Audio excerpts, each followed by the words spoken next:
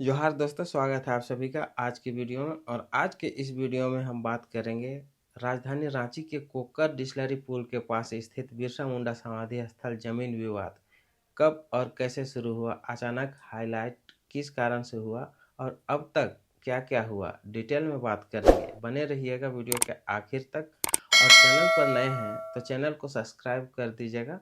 इस विवाद का बीजारोपण आज़ादी के पहले ही हो चुका था। डिस्लरी कंपनी के स्थापना के साथ में ही डिस्लरी रांची के लालपुर क्षेत्र में स्थित रांची डिस्लरी भारत की पहली महुआ शराब बनाने वाली कंपनी थी।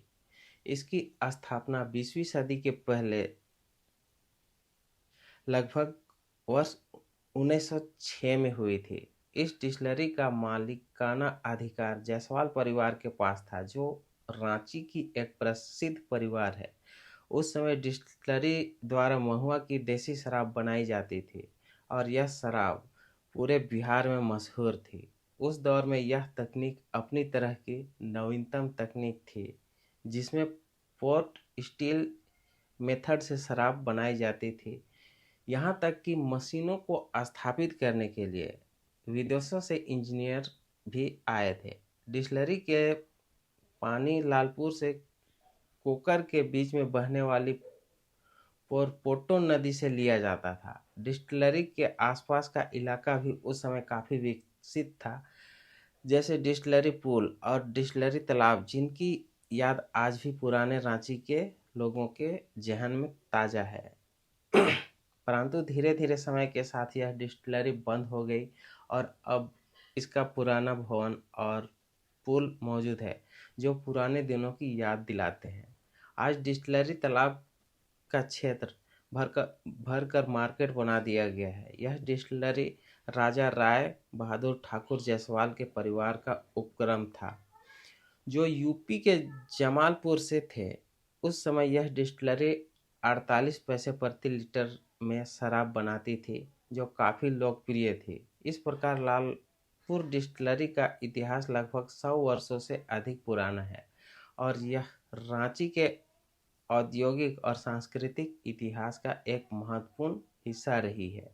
डिस्टिलरी यूनिट्स आर्थिक घाटा झेलने के कारण बंद हो गई और यह जमीन विवाद उत्पन्न हुआ। अब अचानक हाईलाइट किस कारण से हुआ, पिछले वीडियो में डिटेल में बताया हूँ। इस जमीन पर राजा राय बहादुर ठाकुर जायसवाल परिवार के अलावे संभावित दावेदारों को इसलिए दोहराना उचित नहीं होगा। विवाद लगभग 6 महीने से सुलझा है, जब से सरना झंडा गाड़कर निर्माण कार्य रोका गया।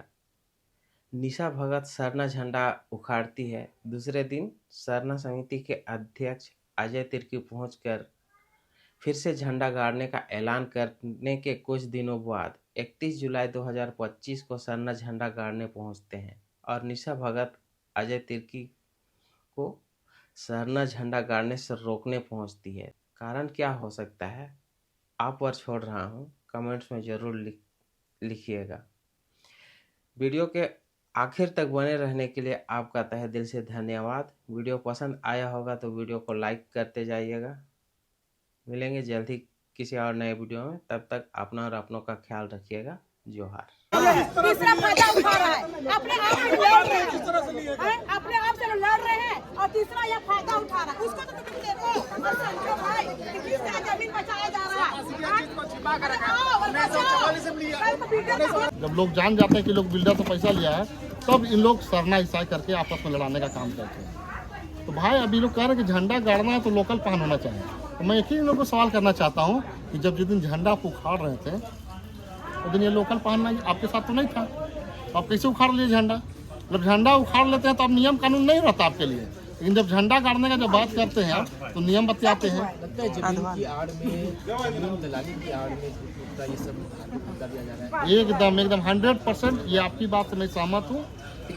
जमीन के आड़ में धार्मिक मुद्दा को लाया जा रहा है जमीन हड़पने के लिए, और जो लोग पैसा लिए हैं आज वही लोग मतलब चोर कोतवाल को डांटने वाला हिसाब हो गया है। मतलब चोरी भी और सिनाजोरी भी, जो लोग चोरी किए हैं, जो लोग दलाल से पैसा लिए हैं, उनको 3 महीना ही लोग उनसे पहले पैसा लिए थे झंडा हटाने के नाम से, लेकिन झंडा नहीं हटा पा रहे हैं। तो बिल्डर ने लोगों को धमकी दिया कि आप झंडा नहीं हटाइएगा तो मैं आपका पर्दाफाश कर दूंगा। तब इन लोगों ने डर के मारे इन लोगों ने झंडा हटाने का कार्यक्रम रखा है, किया उस दिन। अब जिस दिन विवाद आपको पता है झंडा हटाया गया, और जैसे झंडा लगाने के फिर हम लोग दोबारा जब बात करते हैं तभी लोग बात करते हैं कि पाहन के द्वारा लगाना चाहिए, लोकल पाहन के द्वारा। तो भाई लोकल पाहन के द्वारा तो आपको तो हटाना भी चाहिए था। ये बताइए आपके साथ आप जिस दिन आप झंडा उखाड़ रहे थे उस दिन बिल्डर के भतीजा थे, जो रिकॉर्डिंग हम लोग पर वीडियो रिकॉर्डिंग है। तो ये लोग जिस तरह से कर रहे हैं कि झंडा आप हटाएं, उस दिन बोलते हैं ये लोग कि हम लोग पैसा नहीं लिए बिल्डर से, हम लोग झंडा को बचाने आए। तो भाई आपका बिल्डर का जो भतीजा है वो आपके साथ क्या कर रहा था? इससे प्रूफ और प्रमाण होता है कि आप लोग बिल्डर से मोटा अच्छा खासा पैसा लिए हैं और बिल्डर का भतीजा तब आपके साथ नजर आ रहा है। बिल्डर तो जमीन का कागज दिखा रहे हैं, वो कह रहे हैं कि जो हमारे इस समय के मंत्री थे उन्होंने उन्हें थैंक्स लिख कर लेटर भी भेजा हुआ है। देखिए जमीन का पेपर इनके पास भी है और ये आदिवासी खाते की ज़मीन है। किस बेसिस पे आप ज़मीन लिए हैं वो आपको दिखाना होगा। अब जहाँ रही ज़मीन की बात तो हम देखेंगे और चाहेंगे बैठ के बात करें इसी जगह पे। आपके साथ झड़प भी हुआ? नहीं हाथापाई नहीं हुआ। निशा भगत जो थी वो लगती है कि थोड़ा माइंड करेक्ट उनका, तो उंगली दिखा के थोड़ा धक्का मुक्की इस तरह करने का प्रयास किया। और बात रहा उनका कैरेक्टर का, तो बाकी उसका कैरेक्टर कौन नहीं जानता है। सारा कुछ उसका कैरेक्टर सोशल मीडिया में चल रहा है कि किस तरह से वो लेडी है करके। तो इनका काम ही है कि ज़मीन में झंडा पैसा लेकर गाड़ना भी है और झंडा लेकर उखाड़ना भी है। अब आगे भी झंडा गड़ी का आप लोग प्रयोजन बनाएंगे या फिर? हाँ एकदम निश्चित रूप से, आज हो ना हो लेकिन कल परसों जब भी हो झंडा तुम लोग गाड़ कर रहेंगे। सबसे बड़ी बात है कि अगर बिरसा मुंडा जी का अगर दान दिया गया है तो इसको सम्मान की बात है, इसको सम्मान करते हम लोग। लेकिन कहेंगे कि दान दे दिया सारा जमीन उनका हो गया, ये तो जांच का विषय है। आप मतलब कहने का मतलब कि आप दान देकर पूरा जमीन हड़पना चाहते हैं? नहीं तो आप का समाज तो उखाड़ा है झंडा को, दो गुट में आप लोग बट गए, ईसाई ईसाई वर्सेस सरना। देखिए सबसे बड़ी बात है कि ईसाई और सरना का बात है, ये पूरी तरह से गलत बात है। आपको पता होना चाहिए कि यहाँ पर भी सरना के लोग हैं, एक दो परिवार। और बात है कि संविधान या कोई कानून ये अधिकार नहीं देता है कि अगर कोई ईसाई धर्म अगर मानता है तो उसको अपना झंडा का इस्तेमाल नहीं कर सकता है। जब कानून और संविधान जब इसको अलग नहीं किया है तो आप और हम कौन होते हैं इसको अलग करने वाले? बात समझ रहे हैं ना मेरे बात को? जिस कानून में जिस संविधान में हम जीते हैं, जिस संविधान से देश चलता है, राज्य चलता है, उस संविधान में कहे तो मतलब कहे कि उसको अगर अलग धर्म मान रहा है अगर कोई ईसाई धर्म, तो संविधान उसको एसटी से अलग नहीं कर सकता है, कोई कानून उसको अलग नहीं कर सकता है। तो हम और आप अलग करने वाले में से कौन है? कोई नहीं है। अरे जिसका पूरे संविधान उसको अधिकार दिया अगर वो अलग धर्म में मना तो पूर्वी दृष्टि में अपना मतलब समझे तो शिक्षा हो चाहे नौकरी हो चाहे राजनीति हो। आप देखिए बंधुत्व की कहाँ से लड़ता है? मांडस लड़ता है ना एसटी सीट से। तो क्या उसको संविधान अधिकार दिया कि आप सरना ईसाई बन गए तो आप उसको वहाँ से नहीं लड़िएगा करके?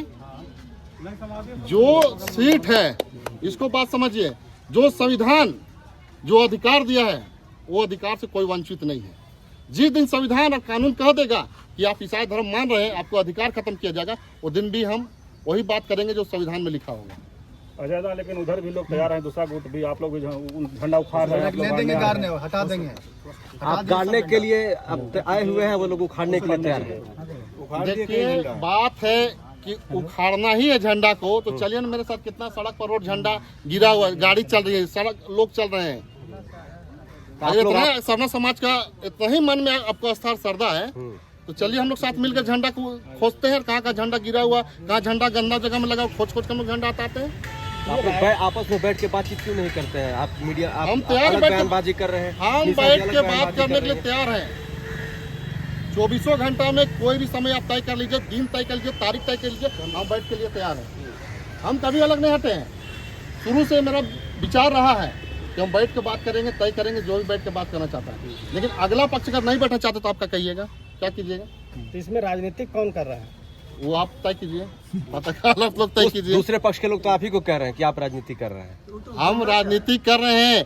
अगर किसी का जमीन को बचाना अगर राजनीति कहलाता है, किसी को जमीन से बचाना, किसी को जमीन में रखना अगर ये राजनीति कहलाता, गरीबों का साथ देना, समर्थन देना राजनीति कहलाता, ऐसा राजनीति हम डेली करेंगे। आपको तो आरोप लगा रहे हैं कि वोट के राजनीति कर रहे हैं, जो चुनाव आ रहा है मेयर चुनाव उसको लेकर के आप तो कहे ना, हम अगर इस तरह का गरीब को मदद करना का राजनीति कहलाता तो हम डेली अभी झंडा गाड़ रहे हैं आप लोग हैं सब लोग हम अकेले थोड़ी तय करेंगे, सब लोग तय करेगा। अभी झंडा गाड़ेंगे नहीं गाड़ेंगे, और बाकी सबसे पहले तो भगवान बिरसा मुंडा का मालार्पण करेंगे। भगवान बिरसा मुंडा का आशीर्वाद लेंगे। उसके बाद यहाँ का जो सपना समिति के लोग हैं, लालपुर सपना समिति और वर्धमान कंपाउंड सपना समिति, वो लोग आपके झंडा यहाँ नहीं गाड़ने के पक्ष में हैं। वो झंडा नहीं गाड़ने के पक्ष में तो पूछिए ना उससे जा करके कि बिल्डर से कितना माल लिया है। कौन हक दिया है? वो तो बोल रहा है कि आपको नहीं मिला इसलिए ऐसा कर रहा है। हैं? क्या बोले?